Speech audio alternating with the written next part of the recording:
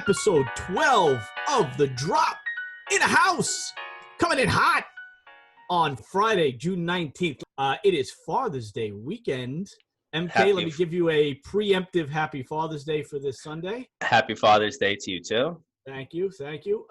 We've been getting asked what's going on for the weekend, like what your plans are, and I've been telling everybody I don't want to do anything. So you have nothing planned? I have no plans. I don't want any plans. I don't want anything structured. Just leave me alone. That's all. Don't talk to me. Stay out of my. Give me 24 hours to myself. At least I have been homeschooling for 12 weeks. I know. And that's, let me preface this by saying I don't understand the double standard here, where on Mother's Day the moms get the day off. Okay. Be careful. There's moms in the room right now. But still, moms get the day off, and then dads are like, well, you get the kids all day. I get the kids all day every day. It's no different. I like some time to myself. That's no big deal. Well, every day is Father's Day, apparently. Then. Every day is Father's Day. It is a blessing, but at the same time, I don't need anything special on Sunday. So my family listening in, I don't want anything going on. All right. There you go. How about with the Kunzes? You always have something going on. Yeah, we usually do a Father's Day barbecue, but we're going to tone it back a little bit this year. It's just really going to be my family and then Jess's dad and Teresa, and that's really it. Usually we have more people, but we're trying to keep a small crowd. A little social distancing. People that have been around each other will be there, but nobody really knew, just to kind of be on the safe side. I don't blame you. I feel the same. That's it. We'll barbecue, put some hot dogs, some hamburgers, and it'll be fine. Yeah, that's all you need. It'll be good. That's easy enough. Yeah. So little bummed out this morning, MK. We got some information coming in from the school district that and I knew this was inevitable. I did not. You were ahead of the game on this one. I knew this was going to happen. It still bums me out, but earlier in the year we really worked hard to make Art Room 105 in our building a safe space. That's the room I work out of mostly. And we were able to create this safe space area because we have so many kids that hang out in our room during the day, and it gives them a place to kind of unwind and relax. And so Mike and I worked really hard in trying to get some couches into the room. And then our chairman, Vinny Lentini, brought in some stuff, and we had a whole bookshelf and all this good stuff for the kids to hang out in. We just got word that with all the new safety protocols that are coming in September, that those couches got to go. I'm a little concerned. Also, the more I was thinking about it was, we have kids that come in and hang around in the room all day on their off periods too, because they have nowhere to go. And it really has become a safe space. The whole department has. And I'm thinking about September, where are these kids going to go now? Because we have so many that come in and have nowhere else in the building to turn to. And now if we have to social distance, I don't know what we're going to do. I mean, I hope they could come into the room anyway on off periods, at least to work. I would think that first of all, I hope that we're back and we're physically together in September. And then we'll sort that problem out if it is. But, I think having them go to the classroom on off periods is not a bad thing. That means there's less people in the cafeteria because they're going to need to find a place to put all these kids on their off periods, because on any off period, there's 150 people in the cafeteria. And there's not going to be that space for those kids. So they're going to have to either assign the kids more classes if we go back, or come up with a plan on how to space them out. I know that's, social distancing is going to be part of the plan come September if we're back. Though. Yeah. So. It's going to be interesting. It'll be a challenge. But it stinks about the couch, though. I mean, I love that couch. I just hope I just hope it doesn't change the environment of what we do, because if you're not familiar with the classroom environment, the more inviting it is, the better work we get out of the kids too. I mean, when they come in and they feel like they're safe and they're protected and it's a place where they can be themselves, that's really where everything blossoms for them. So I'm just hoping that doesn't come to pass, but we'll see. I told Bobby, our head custodian, just pitch them, because I got nowhere to keep those things. No, I know. If hopefully eventually we get to do it again, we'll find more couches from somebody. Yeah, we're gonna have to. We'll keep our nose to the grindstone and our ears out there. If anybody has stuff to donate, we'll figure it out. But anyway, in terms of more positive information, we have with us today a phenomenal artist, a artist and photographer, Yes. a gentleman who I have personally been trying to get to participate in some form of, one or another, whether it was the visiting artist program during the school year, and now we finally have him for the podcast. Mr. David Samuel Stern from Brooklyn, New York, is in the house with us. David, welcome, my friend. Thank you. Hi. Yeah, this is. I've been following David's work for I'd say probably about 3 or 4 years, and we've been messaging and texting each other for a couple of years, trying to get together and figure out how we want to do something like this. And he's been so generous with his time and offered to do it in the past, and things haven't always worked out, but we got him during quarantine. He's Thank there goodness for quarantine. he's there in South Slope, Brooklyn. And we're gonna look at everything that he's been doing and talk to him a little bit. He's got some new work that is just absolutely incredible stuff. We got to talk to David a little bit on Wednesday in the pre-check and talk a little bit about his process. And it's just, if you're not familiar with David's stuff, we're going to get to it in a few minutes. It's just so unique and so different. And that's what MK and I just love about the artists that we've had on, is how not just the different approaches, but how they push the envelope on their selected mediums and what they're doing with it and how they're changing the game with it. And David is definitely no exception to that. He's been fantastic. So with that being said, David, we would love for you to tell us a little bit, especially our kids and our students who are going to be listening in. How did the art start for you? How early on in your career in school was it, that much of a big deal for you? Why don't you give us a little bit of background? Sure. Gosh, I guess I was one of those kids who drew, I guess that was kind of my thing, I can't give you a firm, start date on that.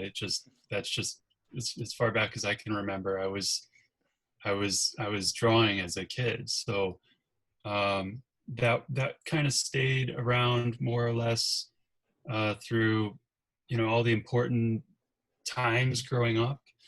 And I guess then I got interested in photography. I took a summer class at a college that was near where I was. I was in high school, but I took like a college summer course in photography at a college nearby, and it just made sense. It just the way that photography is both a technical thing, but also clearly a not so technical thing, an aesthetic thing, somehow made a lot of sense to me. And to be honest, I didn't really analyze it at all, really, at the time. It just was something that seemed that seemed to fit in with for whatever reason, with how I was thinking about art in general. And so the timing was good. I was probably a junior or senior year in high school when I did that, and that's when you're supposed to start thinking for real, right? About like what do you want to do with your life, and fortunately that the photography class that I had taken and the way that I felt about it seemed significant enough that I thought, well, I should probably do that in school. I should probably look into that as a thing to study, for at least 4 years. Right. It became more of a full-time thing for you at that point. Now, are you? Yeah. Before we go on, are you a native New Yorker? Did you grow up here in New York? I grew up. No, I grew up in the suburbs of Chicago. Oh, okay. Yeah. Okay. Yeah. So how did you make your way here? Through school? Through a chain of circumstances. I went to school in St. Louis. I went to grad school in St. Louis and at WashU. Oh, okay. And then after that, I actually went back to Chicago for a few years, and after that, I wound up in Ithaca, upstate, because my partner at the time was a law student at Cornell. And then when that relationship ended, I moved here because I have some family in the area. My father's side is from New Jersey, and I have an aunt who lives in Manhattan, and so New York City had never really been new territory for me, even though I didn't live here full time until I moved here. It was never a foreign place. So when the timing worked out that I was in Ithaca and had a lot of options to open to me suddenly, I moved to New York City, and that's where I've been. Do you come from a creative family? Not artistically creative, no. Interestingly, not really. Yeah. I like to dig around and see if I can find it. Yeah. But very little luck so far. Like Keep digging.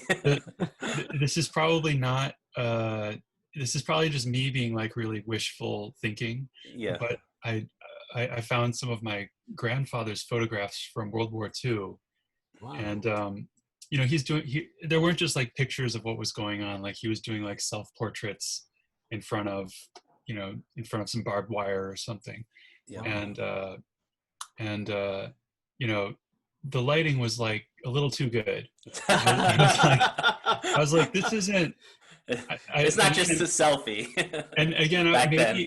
maybe this is some wishful thinking, and because I'm like, I know it's got to come from somewhere, like somebody in my family. But I was like, this guy, you know, and he died in 2001 or 2002, sorry. And he, you know, he was an excellent person, but he was not an artist. I mean, he was a jeweler who lived in Maplewood, New Jersey. Wow. And well, jewelry making is creative. He wasn't making. He was. he was selling. I guess he was selling. Yeah. Right. Okay. Yeah, but anyway, those photos, I was like, maybe he knew what he was doing. You know, maybe. I think he puts. I think there's more than just the casual. You know. Yeah. Yeah. It sounds more to me like you got the bug early, and it was more of a calling for you early on. Yeah. You know, am I correct in thinking that? Right. But I was encouraged the whole way. You know, I never had to justify anything to my parents, or you know. That's great. Yeah, I was lucky in that. I always felt like I had the support. You know, that's luck, I guess. I never felt like, oh, this isn't a real thing that I'm doing. You know, this is just something that is keeping me entertained for now. But you know, when later on in life, when the rubber meets the road, I'm gonna have to, you know, become a dentist or whatever.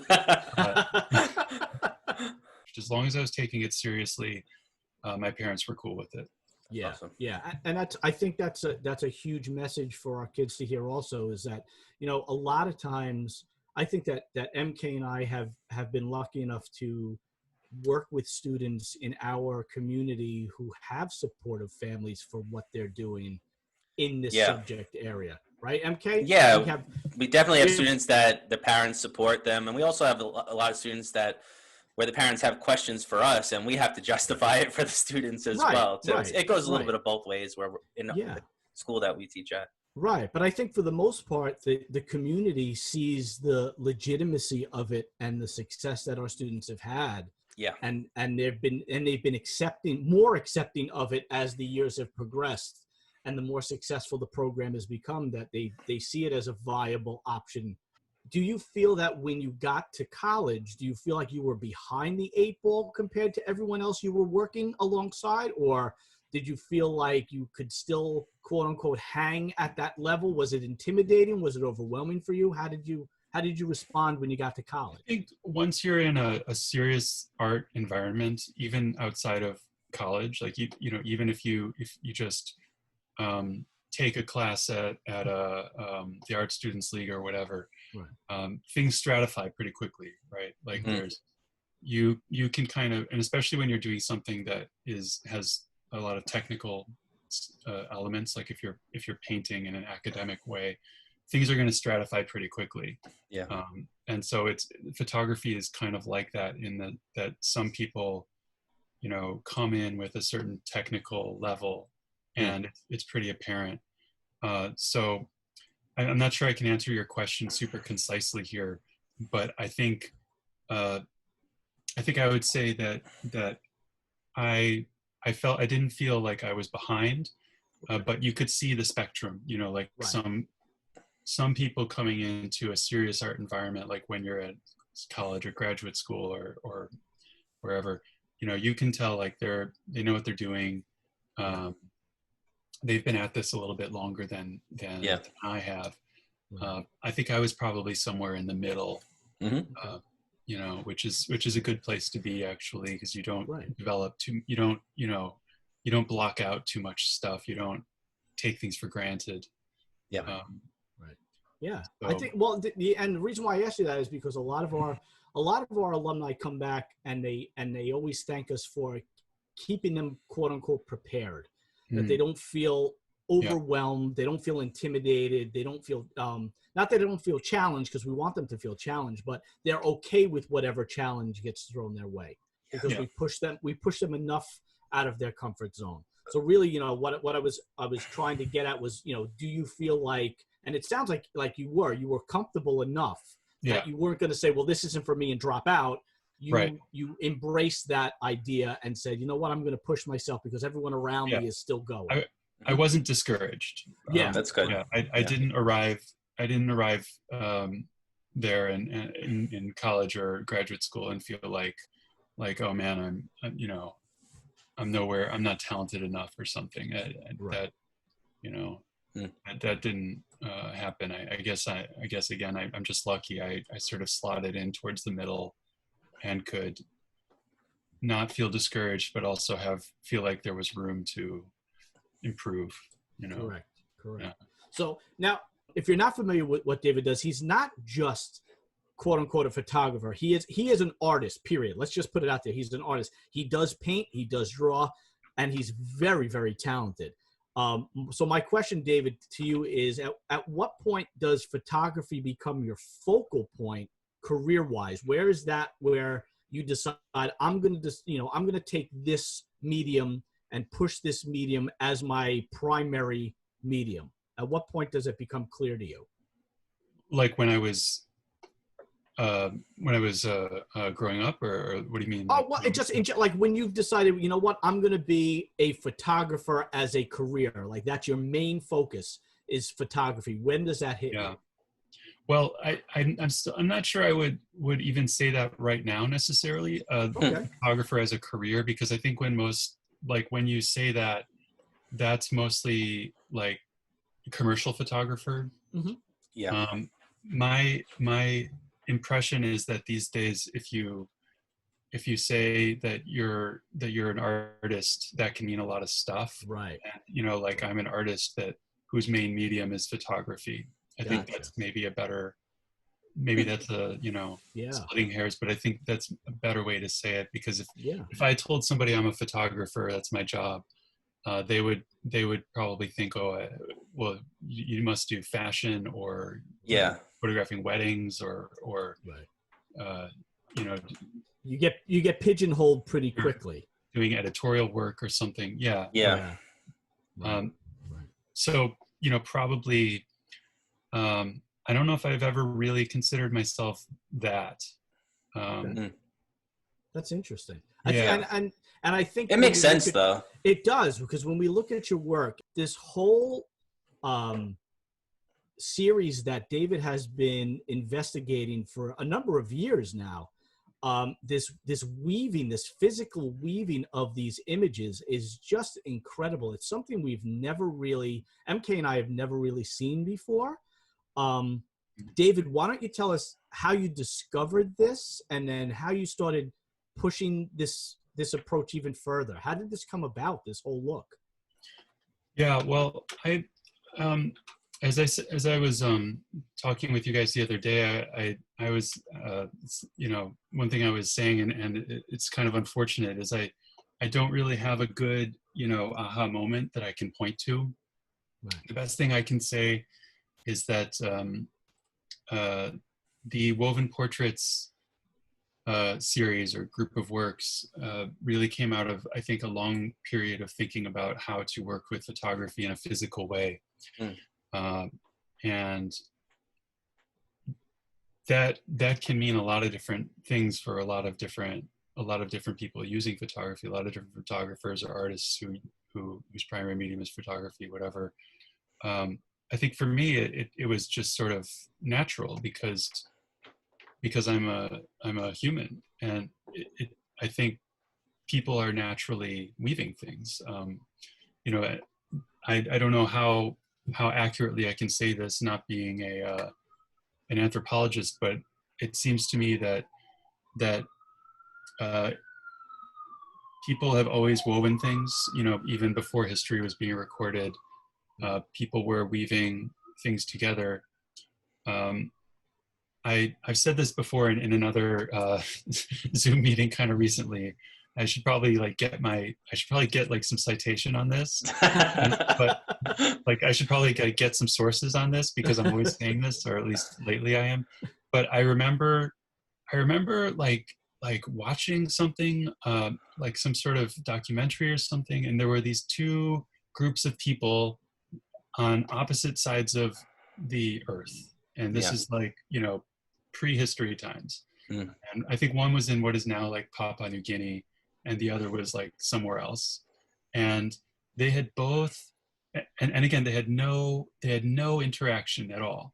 There's no way they could have traded with each other or whatever. This is like before that. But they had both developed the same technique for weaving palm fronds together. Really? To make like a wall that you could put on the side of a structure. Right. And it was the identical technique, just because that's what you do. If you're a human being and you have these palm fronds, you're going to figure out a way. It's like ingrained in your DNA in a way. It's right. You're already hardwired to like see things and recognize like, oh, I bet I can weave those things together and make something useful. So anyway, in a long answer to your question, I guess I didn't like discover anything. I didn't come up with this idea. It's always been there, and I'm not the only one, I'm sure, to think of doing it. But in terms of how you went about perfecting the look, though, because we know if you're not familiar with how David does this technique, he's very specific with what he prints on and how he uses that material. So it's translucent vellum paper, correct? Drafting vellum, Drafting vellum. So why don't you tell us a little bit about why that particular paper medium? What does it do that is, and have you tried other surfaces? At first, I was using regular photo paper. But when you use regular photo paper, there's no transparency. It's, it's just a flat surface. So the pattern that develops out of the weaving is very boxy and looks a little bit harsh. And that can be interesting in some cases, but I started printing on vellum because vellum has the transparency of let's say wax paper. So you're always seeing maybe 40% of what's on the other side of the vellum and 60% of the image. So when you overlay multiple pieces of vellum, you always get a little bit of what's behind it.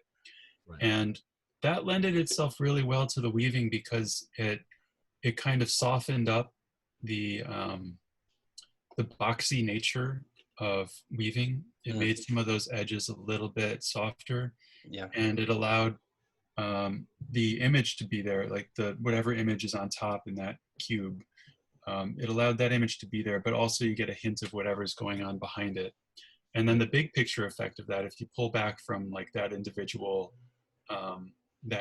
cube, the big picture effect of that is you see kind of like an overall shape that the human figure is making. So if I'm weaving together 3 images, the 3 of those images will individually show up, but then there should be kind of a composite shape, a composite like humanoid shape Mm-hmm. that halos around the details, and I found that to be really appealing. Yeah, they're fascinating to look at. They have so many literal and figurative levels to how you look at it. And when we were talking to you on Wednesday, I know we asked, as far as subject matter, they're almost always either portraits or figures. What about that subject matter draws you in so much to use that imagery?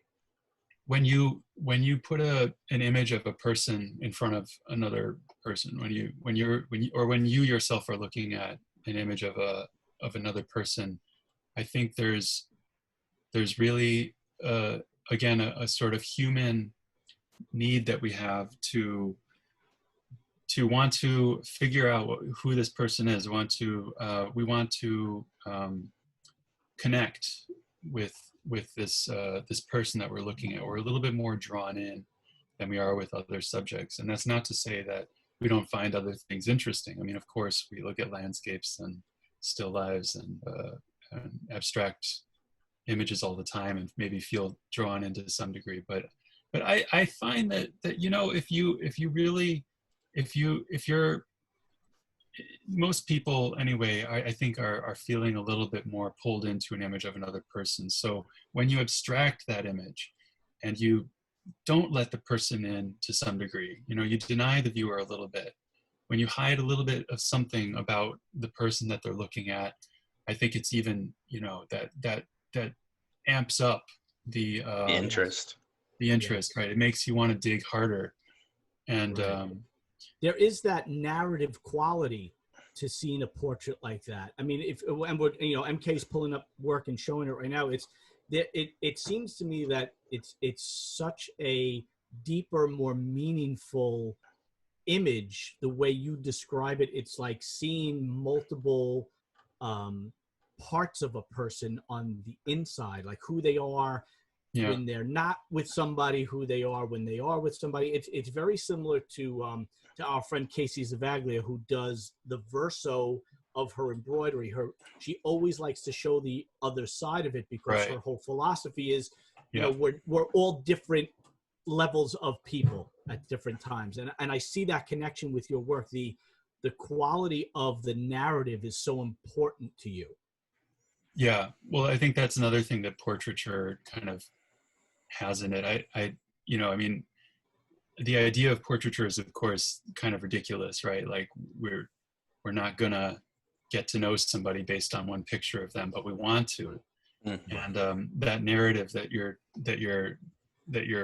referencing, I think that is that's another way of talking about that draw that we have to, like, looking at the image of another person. We're always like people watching, even when we think we're not. We're always kind of like watching people walk down the street. We're a little bit of like, that it's almost instinctual. We have to look at other people. Yeah, it's almost voyeuristic in a way. Voyeuristic, yeah. And we impose those narratives onto what we're seeing, like, oh, she looks tired, must have had a hard day, right. Yes, that kind of thing. Because after all, we would have had a hard day if we looked that way, or we put ourselves in her shoes. Right. And then, of course, that's preposterous. I mean, it's just a picture. It's just one image, this moment in time, and we're presuming that that's who this person is. Right. And David, do you know the people that are in your pieces, your subjects, when you're photographing them? Some of them. Earlier on, I was photographing mostly people I knew in some way, but these days I'm mostly hiring models. Do you feel like, David, if you already know the model, for lack of a better term, does it create a prejudice in how you want to shoot them? Like what sides you want to show? Does that affect you differently than if you just hired a model who you don't have any kind of personal connection with?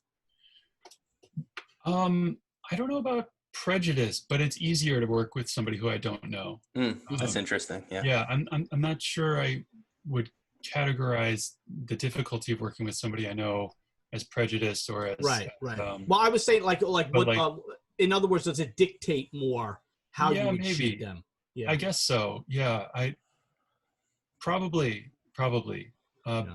But I mean, I would definitely say that it's easier to work with people you don't know. Yeah, you don't find the need to, like, I'm thinking back to one of our earlier episodes with Miguel Martinez, who is a full-time photographer, and he always likes to get to know his subjects. He'll take them for lunch, or he'll get to know them on a certain level. He'll do like a pre-meeting with them even for a couple of hours. You don't do any of that. If it's a model, it's right to the session and that's it. Well, we go drinking afterwards. So you get to know them after the fact. Yeah. How much during your photo shoots are you thinking about the end result of the finished work? Are you directing the models, or are you letting them kind of, pose in different, like, are you posing them, or I know you're controlling the lighting, you're controlling the background, but are you trying to set an emotion right from the photograph? Yeah. In fact, we usually work from sketches. I usually make a binder of images that we're using as inspiration images or reference images. That's interesting. And the contents of that binder can be like just my sketches, or like if there's a pose that I really like. One thing I highly recommend to anybody, but maybe your students specifically, is maybe once they're a little bit older, they should do life drawing regularly. When they get to college, they should try to make that a part of their weekly routine. And so anyway, I'm saying that because one thing life drawing is good for a totally different reason, which maybe we can talk about later. But in the context of this topic, it also is really good for giving you ideas about poses. So if you make a little sketch when you're doing life drawing, just a 5-minute, or 2-minute sketch. It doesn't even need to be good. Yeah. Just a sketch that sort of, you'll remember that pose. And so then that's one thing I would have in the binder, is a series of those sketches of the pose that I found really interesting, that the model last week or 2 months ago just happened to do when I was at life drawing session. And then, photographs that I've torn out of magazines, images from Instagram that I've printed out from somebody else's feed, watercolors that I've done, any little reference that I can like physically bring with me and show the model and kind of help the model get into a reference, like a library of poses that you kind of pick and pull from. That's interesting. I never really would have thought of that.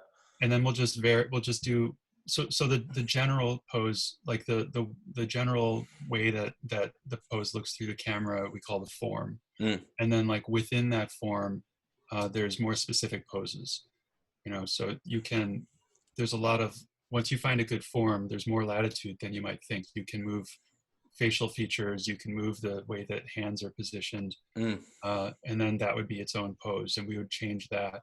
And then generally I'll look for 3 or 4 different angles on that particular pose. Okay. Within that particular form. And those 3 images would then become a mock-up in the post process.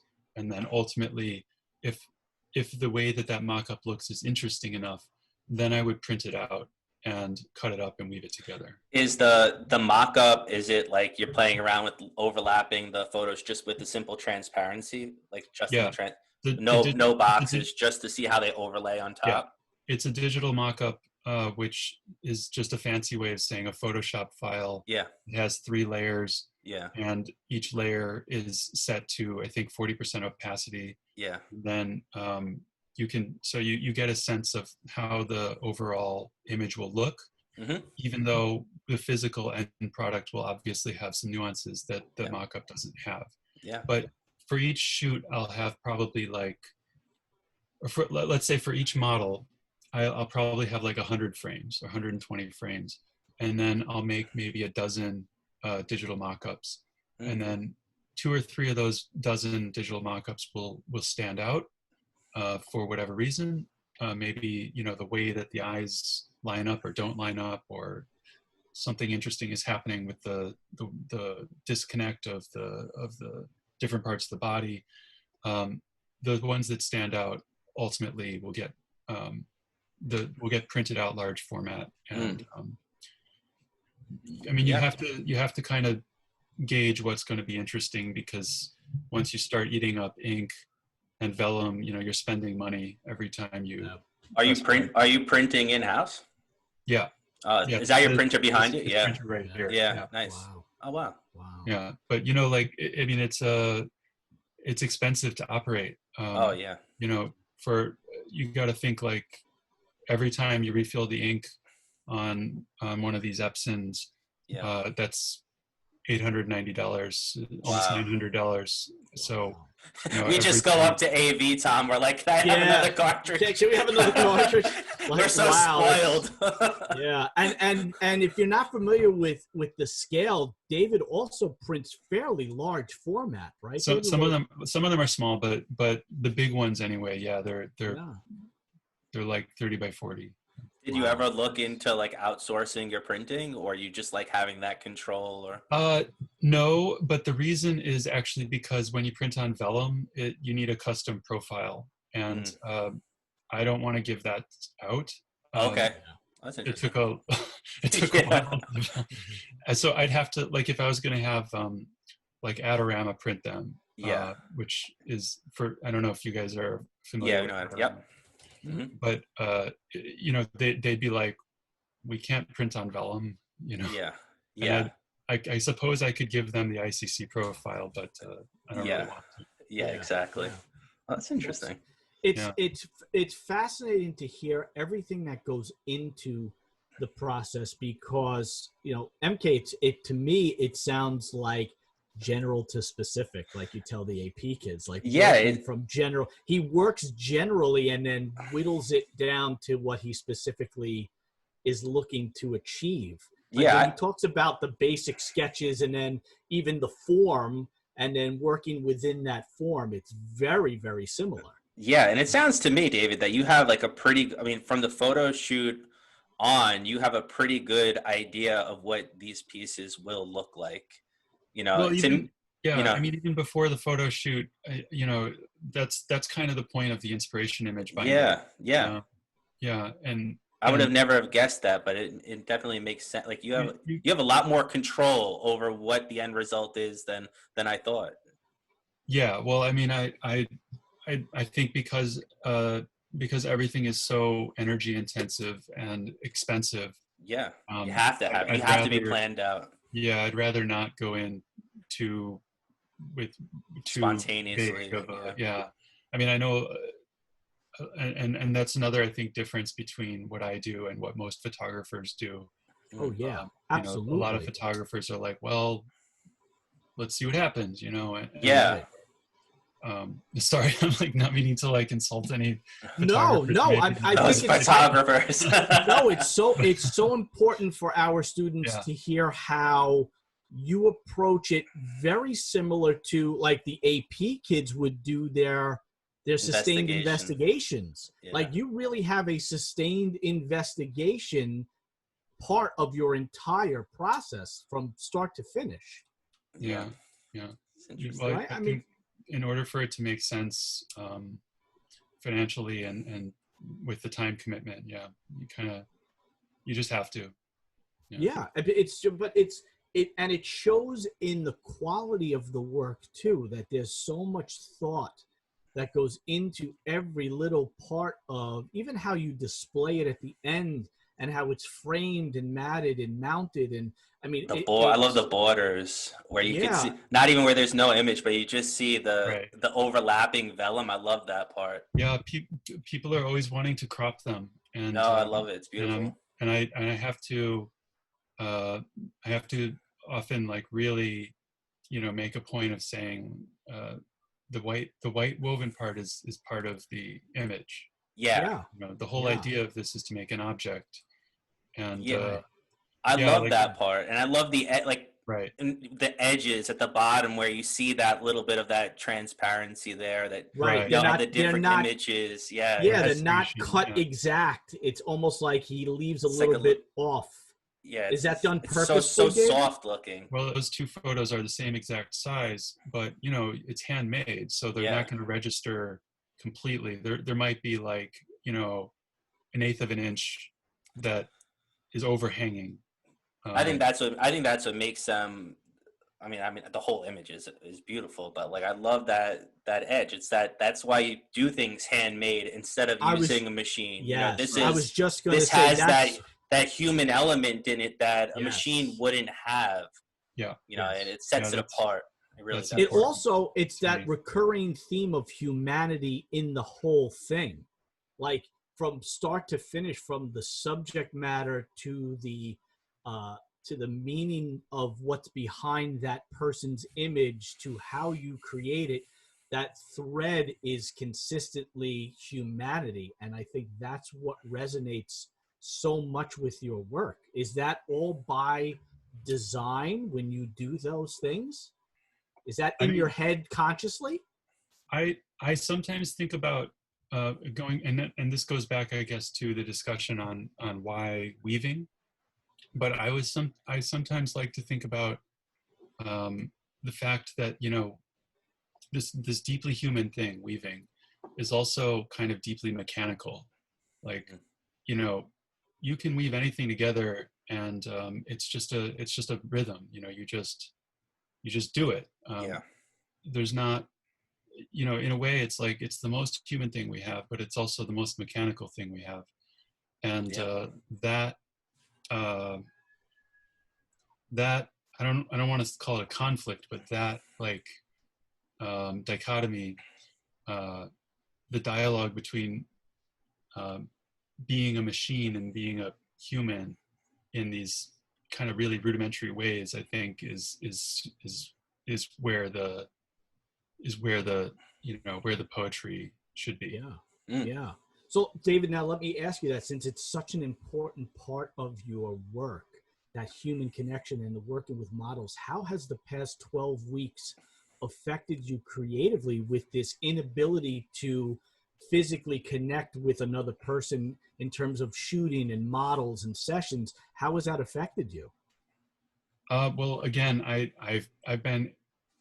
was extremely lucky. I had the last shoot I did for the woven portraits was on February 29th, and that was an all-day shoot, so I got a lot of frames to work with.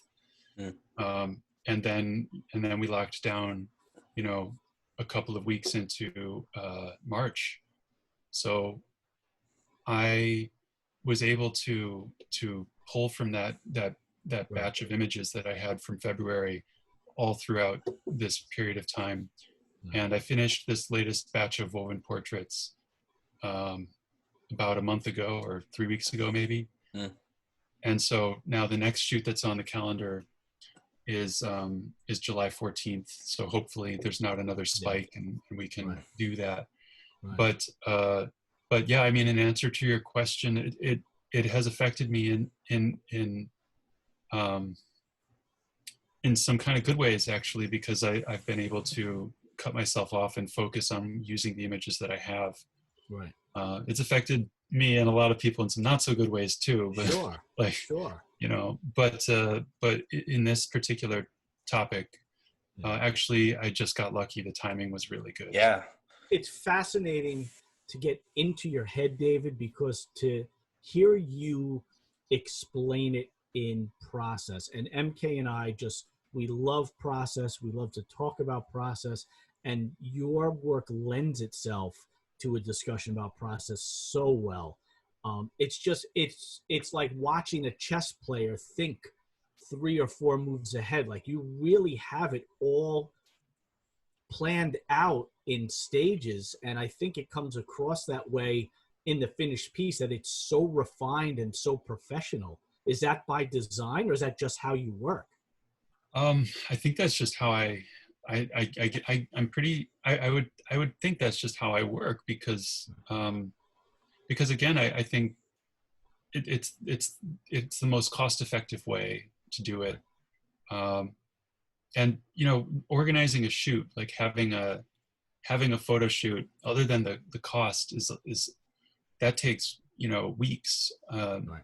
putting things together. Like this shoot on July 14th that I have coming up, I'm already a week into planning that out, hiring the model, hiring my assistant, stylist, booking the studio, the lighting studio for a day. And I should be clear to people who are listening, I don't do the shoot here. This is a separate space.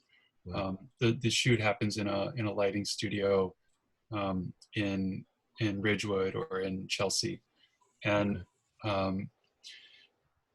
you know, that shoot itself takes takes weeks of putting things together. It doesn't just happen.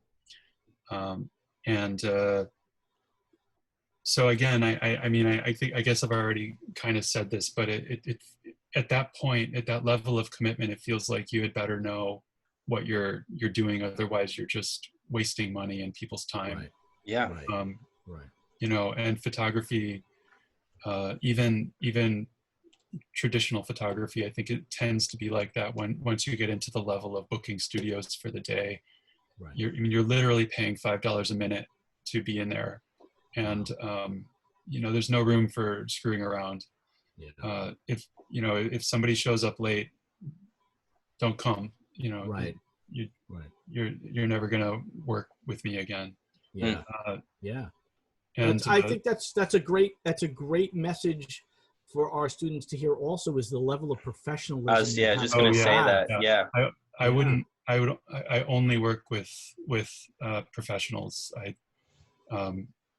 It's a one strike and you're out game, and that's again just because there's no time. No, that's a commodity. The time is a commodity for you. Oh yeah. This is extremely expensive, and if somebody's gonna slack or flake out, then they're not gonna. So, David, let me ask you now, with the advent of everything that's so digital and so computer oriented, what has kept you from pursue? I would think that avenue would make your life so much easier. Why is it that you've stuck to that analog I mean, it's beautiful. I much prefer the analog approach, but what is it about that just keeps you coming back to it and not gravitating towards that other way? I think at the end of the day, I love objects. I love I love tangibility. You know, the way that something exists in a space with me is amazing. I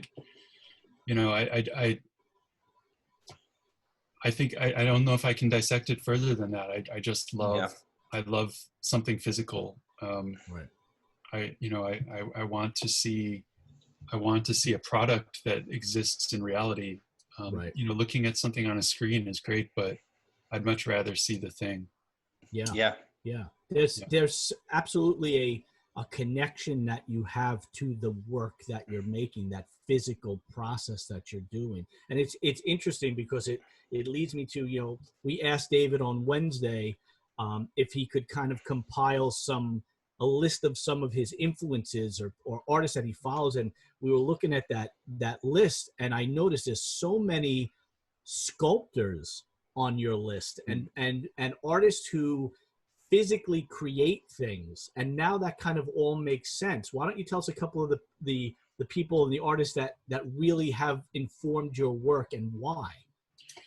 Oh, I mean, well, that list, that I think that's a good chunk of them. I mean, Tara Donovan's on that list, Hiroshi Sugimoto, Tom Friedman, who else was on there? Cameron Martin. There's a host of three-dimensional artists that work in those areas and those mediums that it all now makes sense why those kinds of artists inform your work, because of that tangibility, that ability to have your hand in it. Yeah, and they're all like assembling things too. I think. Yeah. You know, it's all a lot of those artists. Like, you know, Tara Donovan's installations, her massive sculptures are composed of very little things. You know, it's the amalgamation of these little things that, and then when there's enough of them, you know, and they make some big shape, Right. then I think that, you know, that does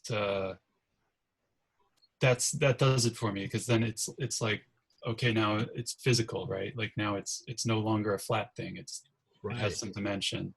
And it's also that amount, how the multiple pieces create one large scale image, which is absolutely Right. what you're going for with your work. Where Yeah. you had mentioned earlier in the program, you look at one little section of that weave and then you pull back from it and it creates this whole other image. So you're working within images. They're all, I mean, I love Georges Seurat.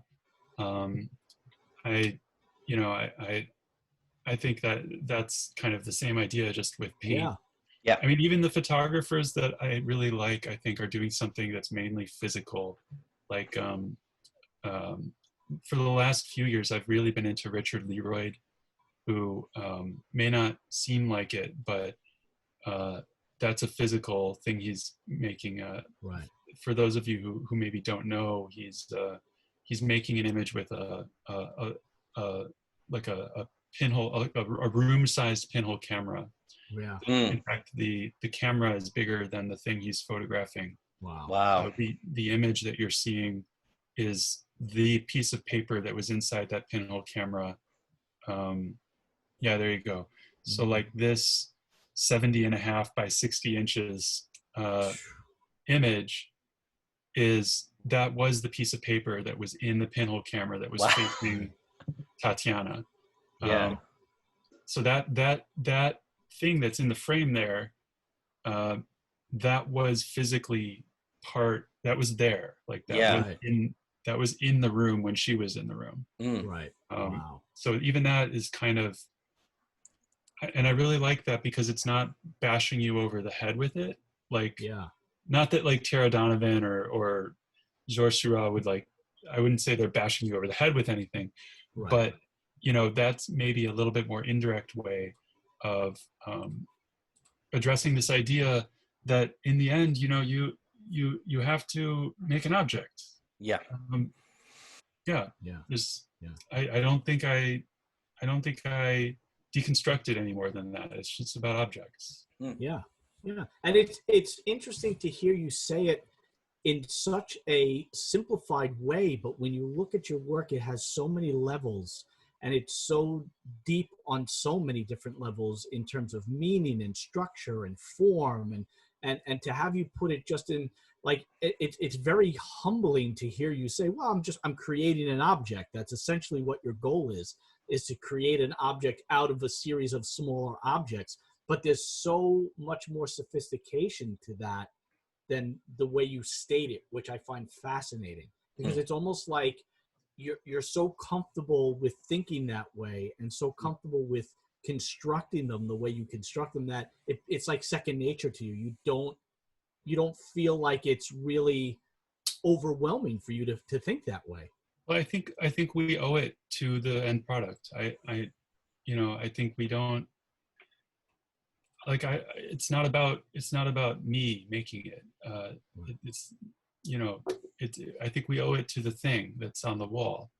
That's interesting. Like, you know, there's this, like Georges Seurat, you know, a lot of people would say, I think there's this story, like a lot of people would say that what you just said to me, that, you know, the work is so deep, and like, you know, there's so much, you know, magic in there.